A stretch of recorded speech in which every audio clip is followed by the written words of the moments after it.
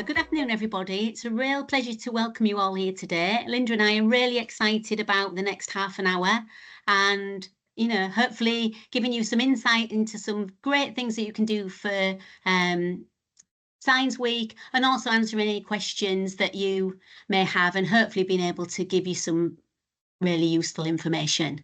My name's Kate Sutton. I am a primary teacher. I've been seconded to STEM Learning this year, which has been absolutely brilliant so far. And yeah, I'm really happy to be working with my colleague Linda. Hi there, I'm Linda Crouch. I've been a science teacher for 20 years. I worked in labs and research before that. Again, as Kate said, this year I'm on secondment to STEM Learning. That's for 2.5 days a week. And so we're really excited to speak to you this afternoon about our experiences at putting activities into place for British Science Week in the classroom. We've got a few points to go through, a few suggestions and what have you, and then we're very happy to take any questions you guys have or any suggestions. Please just pop them in the chat, and I'm sure Tim will let us know. So British Science Week's coming up. It's always great to have a focus on science in school assemblies. That's a really great way to introduce it, and also to try and weave it into lessons. This year it is Change and Adapt, which is a really flexible subject that you can use. And so yeah, we're really happy to be here today to help you with brilliant. some prep for that. I've just put in the chat the link on the STEM Learning resources page, the link to the British Science Week activities pack. There's a one for early years, there's primary and the secondary. And we just wanted to pick out some ideas that we think are really easy to incorporate into your lessons to start with. Yeah, it's not too late to get your activities organised. We've done this in plenty of time, so we wanted to give you ideas that are low impact things, lots of free things and brilliant quality things from STEM Learning too, to help you to have a really high impact in school. Yeah, and what I will say... Sorry, go on. No, I was going to say, I know myself, having been a head of science for a number of years, it's very difficult this time of year. We are just finishing mocks where there's a lot of marking going on, and so it's difficult to get things organised in time for British Science Week. So I very much go for the low effort, easy to incorporate, but hopefully high impact activities as well. It's also important to note that for a lot of schools, we only have one science technician, or we don't have as much technical support as previously. So I think it's really important to bear that in mind when we're planning activities to use in the classroom. Okay, over to you, Kate. Yeah, so if you've got anything that you want to share that you're doing for British Science Week, please feel free to pop it in the chat. And as I say, if there are questions, we're happy to take those. Hopefully, a lot of the things that we're going to talk to you about will answer questions that you might have. And one thing to mention straight away is, please remember safety every time. So cleats, all the things that we're talking about, it's so important always to double check from the safety point of view in school. Yeah, and make sure your risk assessment takes into account your classroom and your class as well. So please don't just rely on the information that's provided with some activities. As Kate says, CLEAPS is the best source for that. Absolutely. So we're really proud at STEM Learning about the STEM Ambassador Programme. It's a brilliant free resource for everybody to use. There's thousands of them. They all want to volunteer. They're all brilliant and really want to engage and support our pupils with their learning. There's such a wide range of types of jobs that they do, and getting involved with them can really help your kids to understand more the point of what they're learning, help to break through stereotypes, as it says on the screen, and just a really great way for you to be able to make links with industry, either in person or online. Yeah, I've worked with some STEM ambassadors over the years. It's great. It gives you links to local companies. And then obviously you've got that contact to approach them for further requests in future. And I found local companies are really keen to make contacts with schools. We have their future employees after all. So please, if you haven't used STEM ambassadors up to now, I would really suggest you get onto one of those web sessions. I've put the link in the chat, and to find out how to book a STEM ambassador. You'll still have time. You can still try and get one booked for British Science Week. And I just want to mention I'm a Scientist is supported by STEM Learning, and it uses STEM ambassadors. So during British Science Week, they've got over 400 chat slots available. So you can book one of those chats. And this again is one of those low impact things, sorry, low effort, high impact. All you have to do is book a computer room or book the laptops, and book one of the chat slots through the I'm a Scientist website. And your students will then engage in a text-based chat with the scientists that are available at that time slot. And I've found students get a lot out of it. So again, I would really recommend doing that. And there are so many different ways you can get involved with STEM ambassadors as well. One of the best ones for us at my school was that we'd hired the space debris from the STFC, and that was amazing in itself. But we managed to get David Bannister, who's an ambassador, to bring along Helen Sharman's dad, John Sharman. So we had a range of different things going on throughout the week, and then this amazing STEM ambassador to come in to really put into perspective what it was really like for somebody to go into space, and the kids were absolutely hooked. So, you know, the teachers and children alike, we were all bowled over that week. It's certainly something I will never forget. I haven't had any semi-famous STEM ambassadors in yet. I'll have to keep trying and see what I can do. So what we want to do is just look at some of the activities in the British Science Week activities pack, just to highlight them to you. Please, as Kate has said, if you've got any things that you've got planned or any questions, please do pop them in the chat. I'm hoping Tim's keeping a good eye on that. I don't know if we've got anyone who's an early years practitioner with us, but I think it can be a neglected aspect of STEM communication, STEM education. There is a activity pack especially for the early years. There is some overlap with primary, but please, if you have any contacts in the early years settings, could you please share this with them when you're dropping a child off at nursery or something in the morning? Let them know. Please promote that there's these fantastic STEM resources available. Yeah, they really are great, and I'm really impressed with the whole package from British Science Week this year. In every area, there's some really great activities, and we would just love some of these ones. This deep I was sea expecting yoga. you to do star pose there, Kate. Are you not going to give us a demonstration of these poses? I think the illustrations there do the job, Linda. Don't tell me they're really good. You've forgotten your trainers. They're linked to specific things about that particular creature, and obviously they're great for the children. They're engaging, they're being active and learning more about these particular creatures at the same time. There's some really great things in that pack. What I will say, if we've got, because I know we often get lots of STEM ambassadors joining STEM Community Live, so I would really recommend, if you're an ambassador and you're going into a school, have a look at these activity packs as well. There's no reason why you couldn't run a little bit of yoga in early years or primary as part of your visit into a school. And I'll give you some ideas of things that are appropriate for the age group that you're visiting as well. So Kate, I know you wanted to, now that we're talking about early years, you wanted to mention Explorify. Yes, absolutely. Explorify is another really great free resource from STEM Learning, and honestly, right across the age groups, it's phenomenal. So these are just some examples, and they're really good. They're for the young, the early years children, but really help them to start to think about particular concepts. So there's the What's in the Pond one, which it starts off and goes right through the frog's life cycle and gets them to be able to think about that and talk about that with the friends, the discussion that's drawn from it. Also, the Disappearing Castle one is about sand, and there's such a lot of work that you can be done, investigating different consistencies of sand and different wetness of sand and how that affects what happens, and the tide coming in and out, what have you. So there's some really great things in there for them to get hands-on with that will really drive their curiosity and conversation between the kids.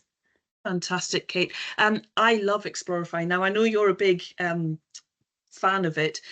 I don't know of many resources for science education that go from early years up to sixth form, because I use Explorify with my sixth formers. Odd one out, zoom in, zoom out. They're just great at getting kids discussing activities. And what I'll say again is, for ambassadors listening in, if you haven't visited Explorify and you're going into primary schools particularly, it is worth having a look. You know, what sort of topic are you being asked to deliver, and look at what activities are on the Explorify website that you could use as well as part of that visit into schools. And I'm sticking with you, Kate, because the next one is from the primary booklet. Yes, so as we said, there are so many great examples of things to do, and you don't need to stick with this booklet, obviously, which is why Linda and I have got loads of different things to share with you over the next 20 minutes or so. But just thought this was a really interesting one, and one that could really, the children would really easily be able to see the concept of what I was trying to get across. So about what kind of paper goes down the toilet, basically. And I was going to do a one that I'd done, like on Blue Peter, one that I'd made earlier, but decided, you know, we'd be better spending our time talking to you guys. It is on Explorify if you want to have a look through it.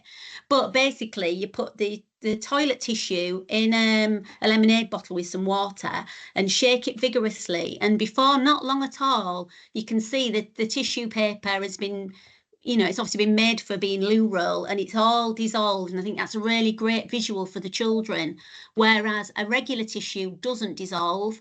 And something like a wipe, very telling, when you shake the bottle with the wipe in, it starts to bubble and what have you, because of the detergent and chemicals that are in it. And I think, again, that's a really visual thing for children to see, and it would really spark a lot of interesting debate between them. Yeah, brilliant. Would you, if you did that with the class, would you do it as a demonstration, or would you get the kids to do it? Well, I think it depends on time. Obviously, it's an Explorify thing, so you could just watch it on the screen. You could do it as a demonstration, but really having one thing, massive thing that I've learned from coming to STEM learning over the years, 8 years now, is the value of hands-on learning. And for children, you know, for them to be able to follow the curiosity, get hands-on, that's the way for me that they then can internalize what they've learned. So if possible, you could send a message home asking the parents to send in a plastic bottle, and with not much setup at all in primary school, you would be able to carry that out, and then, you know, in groups be able to do that and compare and discuss. And I think that's a really good example of something that they could do. Definitely. What I like about this, and it'll come up several times, I think, is it's low tech. You don't need any special bits of equipment. And with obviously the funding crisis in education, I think this is a really important thing, that we're providing activities for schools to use that actually they can all do. There's no barrier if you don't have the funding to buy things specially. So I think that's a really good one. And it's actually something that I would use in secondary school as well, when we're learning about water purification and obviously what happens to wastewater when it leaves our houses. So again, an activity that could actually be used across primary and secondary. Absolutely. I'm just looking through the chat, Linda, and there's just a couple of things. Got one, Kate, STEM ambassador, who is looking for fellow pilots to do some drone work. So if anybody is able to do that, and if not, Kate, we'll get your contact details at the end, perhaps, and see if we can hook, you know, get you connected to somebody that can help with that. And also the other one was another STEM ambassador just commenting that they've struggled a bit to contact their teacher. What I would say is the website is having a massive overhaul, and we're so excited we've seen it. It's really great, and it's going to be so good for teachers and ambassadors to be able to connect. It's going to make it so much easier. So very excited for when that happens. Yeah, I think it is very difficult at times to make contact with teachers, technicians in schools. I would also suggest contact after 4 o'clock in the afternoon, or definitely after 3:30, because during the school day itself, we don't get time really particularly to look at emails or answer phone calls. I'm really sorry to hear, Paul, that you've had to actually phone the schools up. Hopefully, now that you've got in touch, you've got a much better communication there now, and you'll no longer be going into their junk boxes with any luck. Absolutely. What I do want to say, in the activities packs, there's a lot about careers, and I think this is a really important aspect. Again, easy to implement, low cost, but can have a huge impact. So we're just going to talk about some of the careers activities that are provided. Kate, I'll let you start on this one. Thank you. Absolutely. New STEM. They've been working for many years, actually. I did a master's with links to primary careers at least 5 years ago, and New STEM were really doing some fantastic things then, and it's just really evolved. So important for children. I have a passion for it, primary careers, and so important. And these are fantastic resources for weaving into lessons, and really easy to access. Don't take a lot of time to put together. And so I think teachers would feel happy about getting involved. Really working. Sorry, go on. No, I was going to say, it's just really good as a secondary science teacher to hear you in primary talking about the importance of careers education. The research shows that by the time students join us in secondary, they've often already made their minds up if science is for them or not. So anything that can be done in primary schools to promote careers in science and engineering, what have you, I'm all for it, definitely. Now, I'm aware of these resources because obviously I'm in North Northumberland, and they've actually got a set of these STEM Person of the Weeks for the Union Chain Bridge, which is the oldest suspension bridge. Now, I can't remember if it's in the UK or in the world, but they've got a set of scientists specifically around jobs that were involved in refurbishing the Union Chain Bridge. And it's really easy to use. So even with Key Stage 3 groups, each of these postcards has 3 attributes. They're quite small, but they're in the orange text at the bottom. And it's really easy. All you're trying to do is get students to think about, well, when did you use one of those attributes? So in this last week, when have you been creative, or when have you been organised? When have you been a good communicator?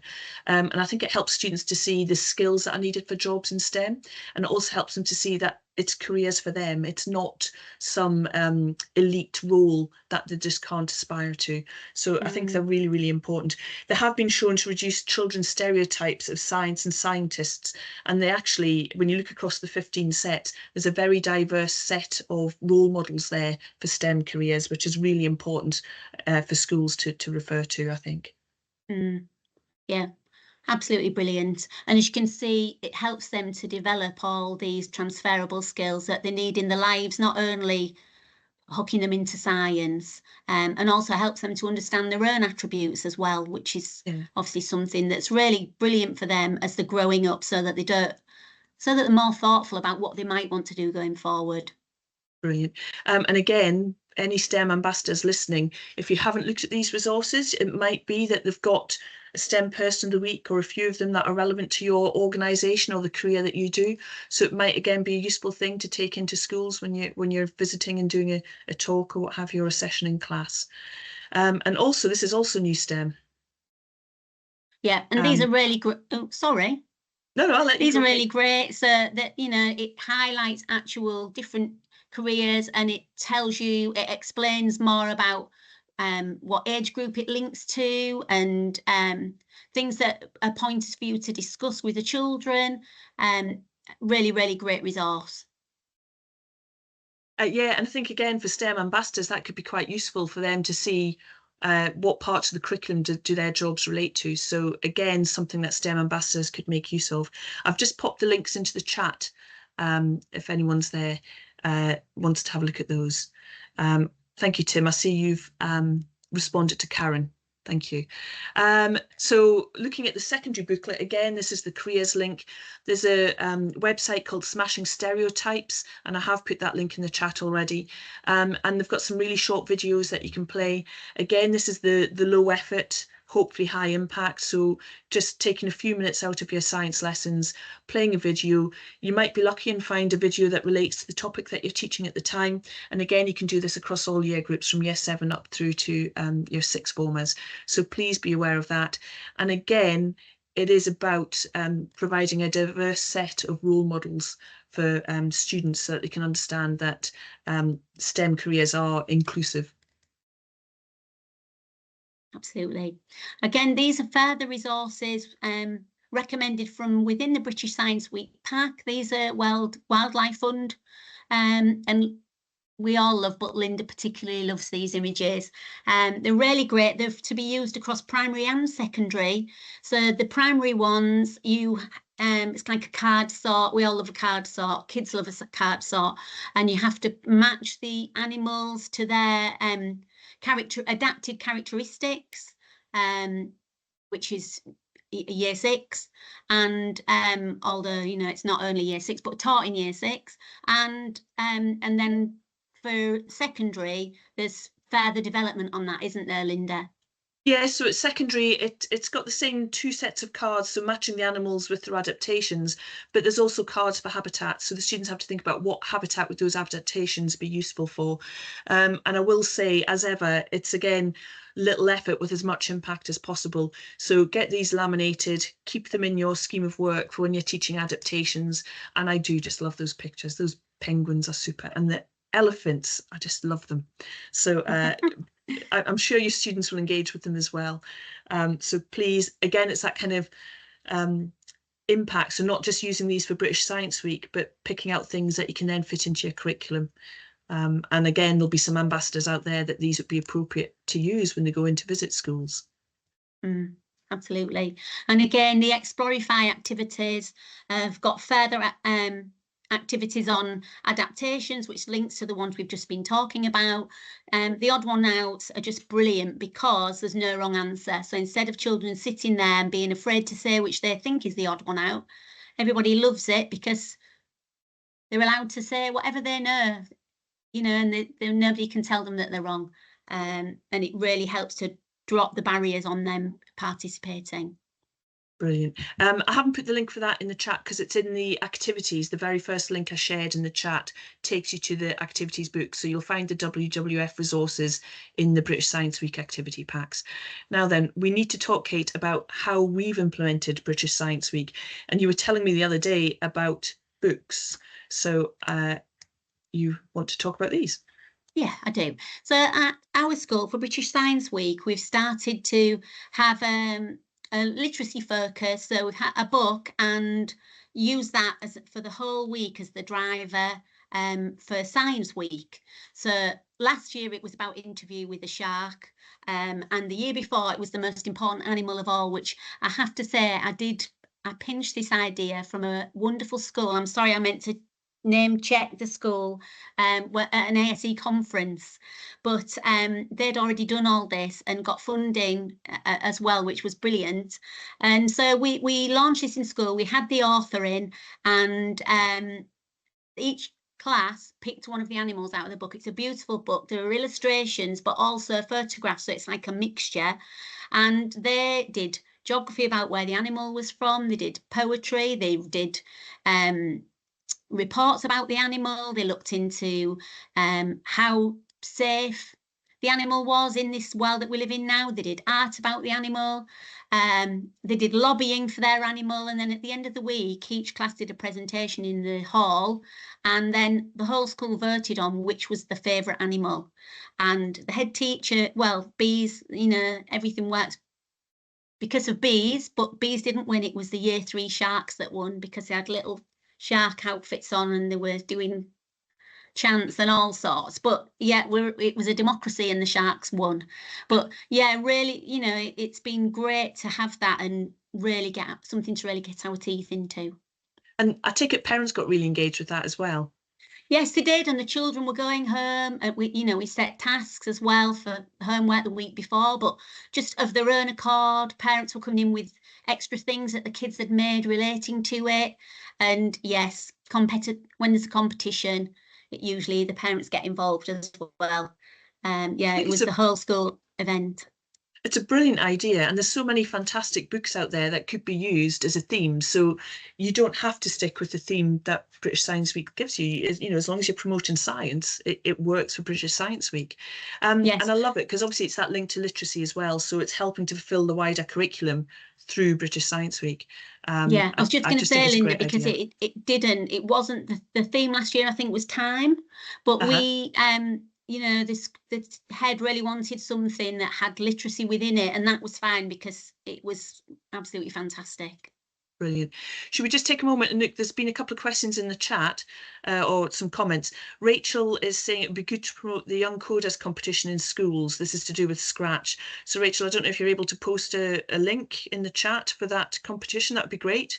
I'm assuming it's open over British Science Week. But if you can add any more information for that, that'd be brilliant. And I'm just reading, is it Tansy? The STEM opportunities are not so near me, rural area. I'm exactly the same. I'm in North Northumberland. So I have now got a local primary school contact. I'd like to do some basic coding and getting the children to do a secret code by shifting the alphabet 3 to the right. Is that too difficult for primary children? I think you're best to answer that, Kate. About Scratch? No, sorry, it's doing a code. So where the children make a code where they shift the letter 3 to the right in the alphabet. So what year groups in primary are confident with their alphabets, they'll be able to do that? Well, I would say it would definitely be Key Stage 2. I would say maybe, I don't know, maybe from year 4 onwards. Okay, so hopefully that's helpful, Tansy, and helps you to think about what year group you're going to visit. Is there a recommended resource to help children choose a STEM career? So that Smashing Stereotypes link that I've put into the chat further up has quite a number of different links to information about different careers. I also recommend Step into the NHS if you haven't seen that. It's not just healthcare. The NHS obviously has accountants and management and sites, facilities management and what have you. So they've got a lot of different careers available, and it's something that we have used in the past. It's just Step into the NHS. There's a quiz that students can do that will recommend different careers that are available in the NHS to them. But as I say, it's not just healthcare. It does go across. Oh, Linda, I've just noticed we're running out of time. We've still got lots of things to talk about. So do you think we should just try and cover a few of the key ones and then see if there are any other questions? Absolutely. So I'll move us on. So this is moving away from the Activities Week booklets, isn't it?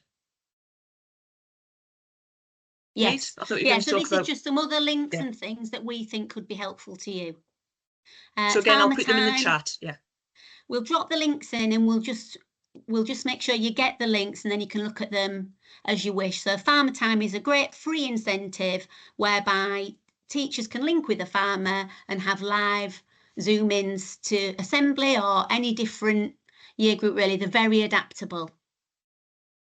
Shall we carry on, Linda, and then we'll... Sorry, yeah, so I was just putting the links into the chat. So on the same sort of themes, so I've been teaching land-based studies for the last 3 years, and it's really renewed my passion for agriculture and farming, being a biology teacher, and it's also a link with geography and science. So this can help you with that wider curriculum delivery.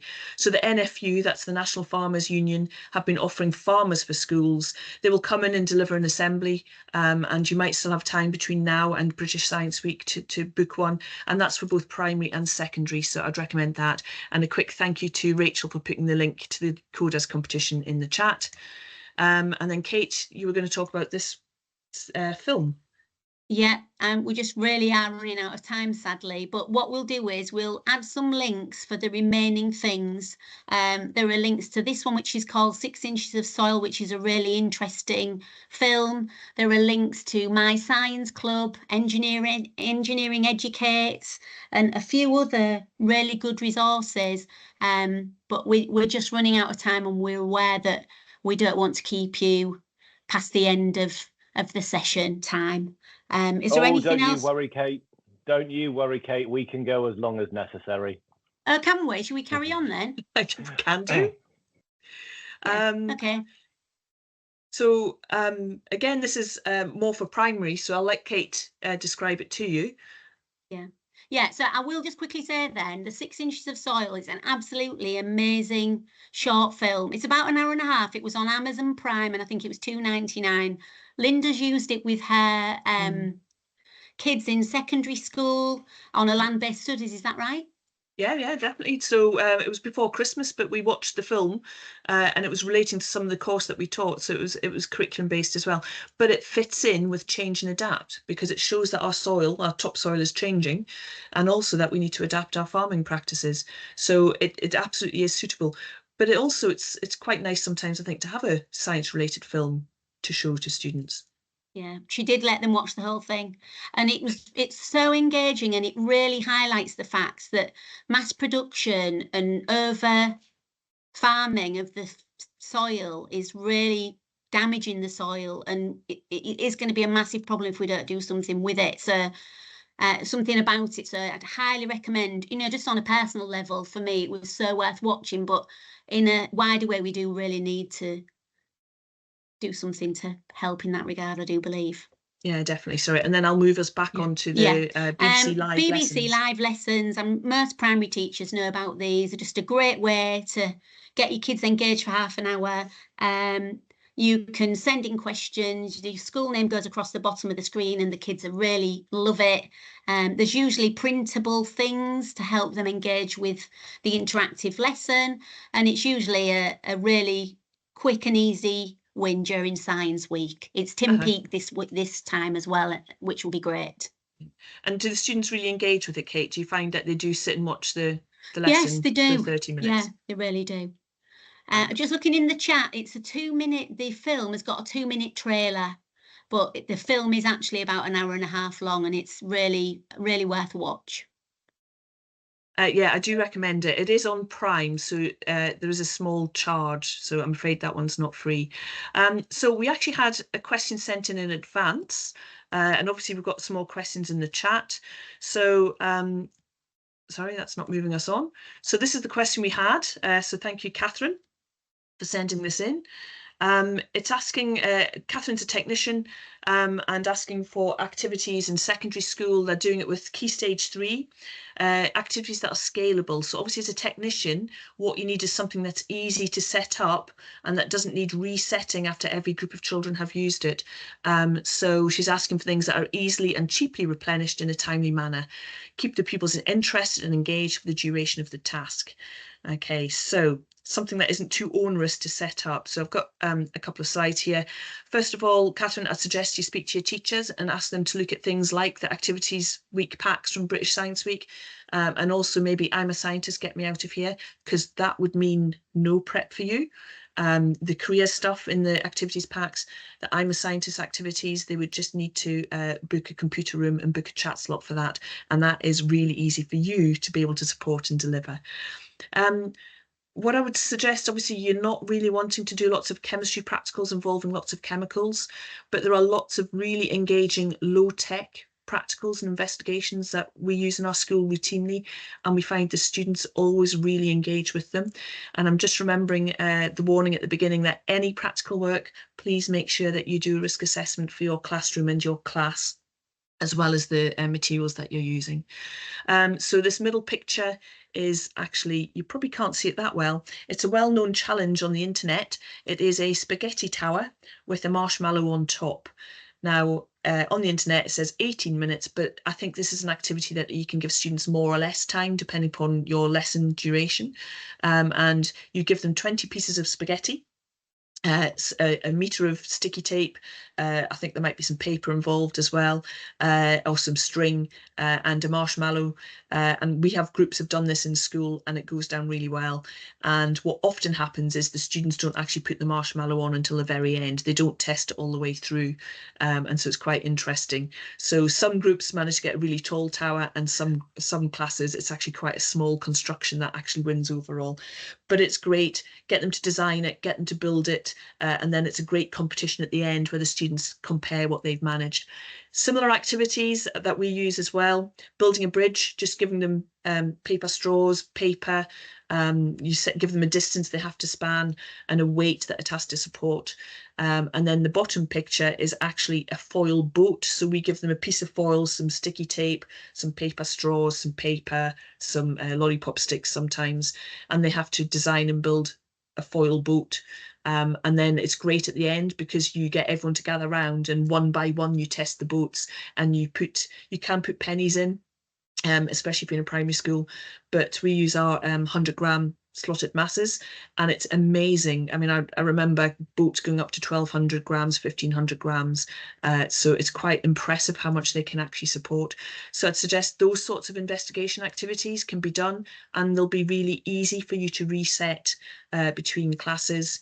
And I was also going to suggest good old crater drop experiments. You just need some sand and small trays and marbles, and you can do all sorts of investigations with that, and it links to space, which students always find really fascinating. So the one next to it, which is just a pencil diagram, I find this is probably the cheapest experiment that you can do, and I love it, and it's got so many links. So it's a grapnel tray, and they pour some water in the bottom, and they measure the depth of the water. And as it shows, you lift up at the side, obviously fair test, lift at the same height, and you drop it, and they time how long it takes for a wave to travel. So you're measuring distance and time, and therefore you can calculate speed. And this is great because it's getting numeracy into your British Science Week as well. And you increase the depth of the water, so measuring the depth each time and measuring the time it takes. And what you'll find is as it gets deeper, the wave speeds up. And there's some great links there in real life. Tsunamis, secondary school kids really enjoy finding it with linking into tsunamis and the damage that can be done depending upon the slope of the shore. It's also, there's some nice videos on the internet that you can find. I'm sorry, I haven't got the links to put into the chat this afternoon, but surf science. So looking at why do certain beaches give you really good waves for surfing, and it links into the fact that the change in speed of the wave as it comes in due to the change in the depth of the water. And then I know I've been talking for a while. If you haven't seen the Royal Society Brian Cox School Experiments, I would suggest they're quite a good thing to look at, Catherine. There's about 10 of them. I've picked out one here that is washing little bits of fabric. So obviously you're going to have to buy your fabric and cut it up into certain size squares. But I think the rest of it would be really easy for technicians in between classes to just refresh the trays. You can give the teacher a pack of filter paper and they could do that themselves. So there's some nice videos to use with the class. There's also videos of teachers who've used the practicals to help you see how easy it is to implement. So again, there's 10 experiments there that you might want to have a look at, or ask your head of department to have a look at and see if any of those are appropriate for your British Science Week. And I hope it goes down really well. So thanks for that question, Catherine.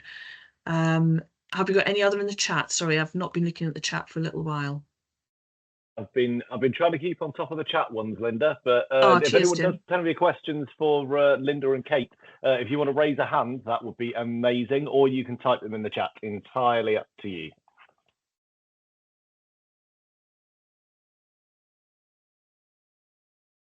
Okay, well, there's just a few other resources. So while people are thinking about if they've got questions or they might be typing it into the chat, Kate, I know you wanted to suggest these. And again, it could be useful for ambassadors as well as teachers. Yes, absolutely. So My Science Club is a really excellent resource created by Paul Tyler and Bryony Terford. It is a subscription resource, although some things within it are free, and the subscription it's a really good low cost, but they are really quality resources. There is a British Science section element of it. There is also a really engaging quiz that the kids will love. And in my school, I subscribed to this, and this was my science club sorted out. Everything is within it. It's all prepped and ready. You just need to print things off, and that's you sorted for however long your science club runs. And then the other one is Engineering Educates, which is from the University of Manchester, SIRI. I'll get you the link for that when we go back to Linda, but it's SIRI, SEERIH, and it's from the University of Manchester. And these are, again, free resources, really brilliant. I'm absolutely passionate advocate of primary engineering, and everything you need is in there, and they're like projects, so that don't necessarily need to be long ones, but it's all there, all set up for you to be able to get going with your kids. And, you know, change and adapt. When you're engineering, you're continually changing and adapting. So any of these would be really great standalone lessons that would engage children, help them to develop their engineering habits of mind and their patience, resilience, collaboration, as well as follow their curiosity and interest. So highly recommend those. Brilliant. I can see some people are suggesting other sorts of building activities to do.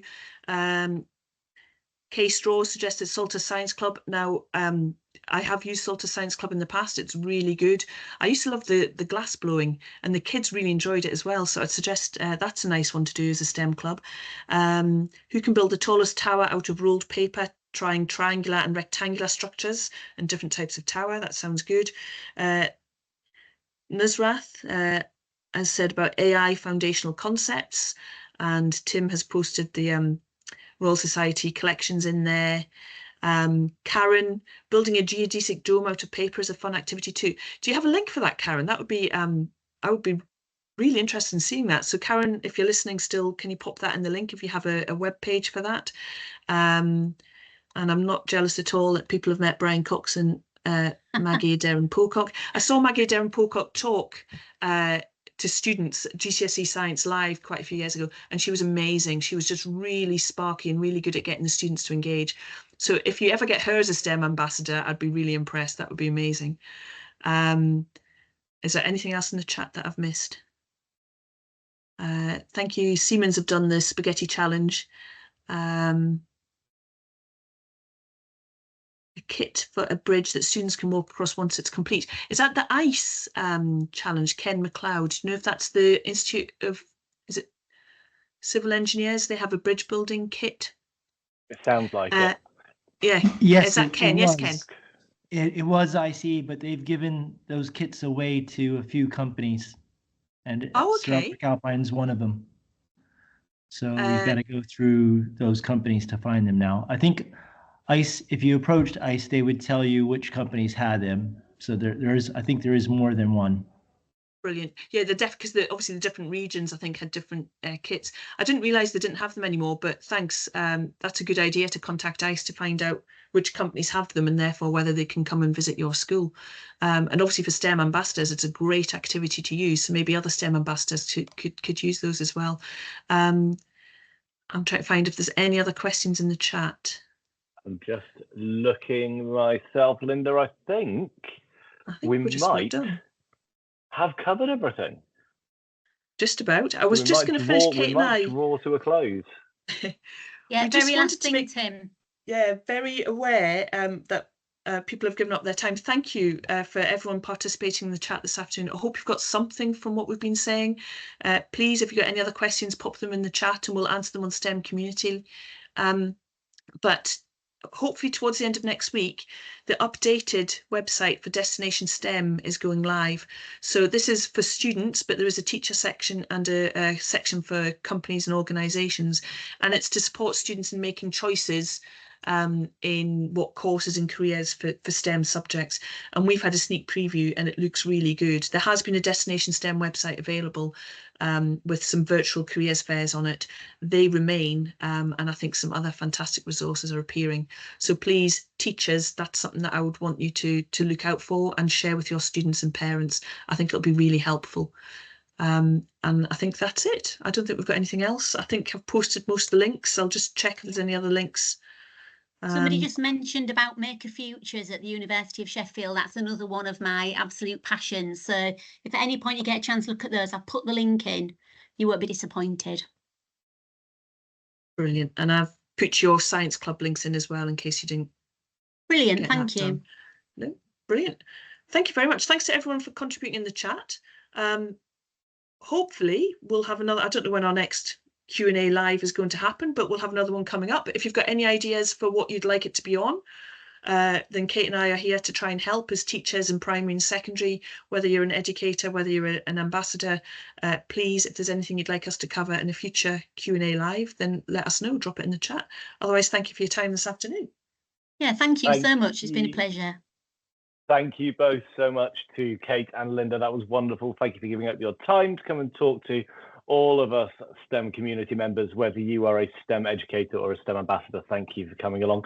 Just time to remind you that, as I mentioned previously, the next STEM community live session which is going to be based around AI and will be delivered by Mark Anderson, and that will be on the 18th of March. That is Mark Anderson and Alex Moore, who will be talking all about AI in education and incorporating AI and technology into education. Mark Anderson is an award-winning blogger, and he has also written a new book, which is due for release on the 6th of April, which is Your Definitive Guide to Teaching, Learning and Leading with AI Technology in Education. So that's coming up on the 18th of March, so bookmark that one for us, and look forward to seeing you then. Otherwise, thanks for popping along and have a fabulous rest of the evening. Thank you.